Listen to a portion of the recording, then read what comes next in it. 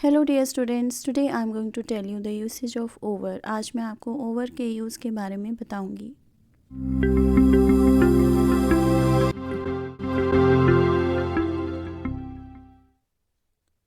Over is used to denote resting on the surface of and partly or completely covering something।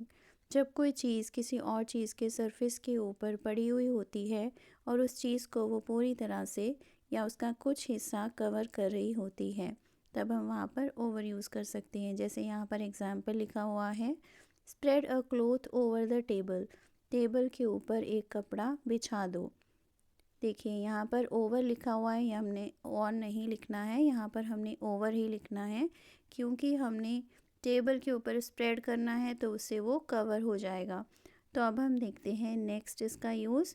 It is use to denote in a position higher than something but not touching that thing.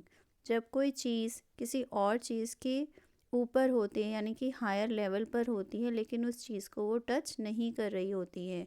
For example, he held a large umbrella over हर।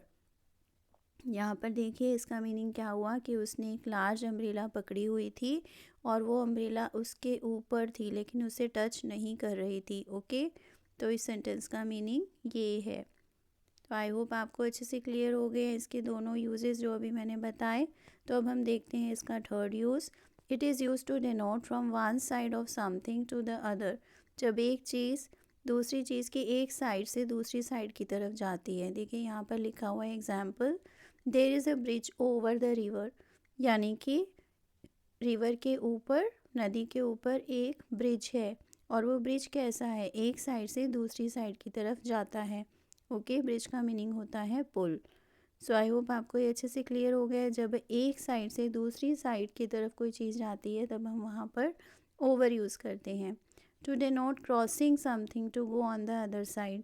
जब आप एक side से दूसरी side जा रहे हो और रास्ते में कुछ चीज़ है जैसे कि कोई वॉल है, दीवार है, आप उसे क्रॉस करके जा रहे हो तब भी आप वहाँ पर ओवर यूज़ करते हो। जैसे यहाँ एग्जाम्पल लिखा हुआ है, he jumped over the wall.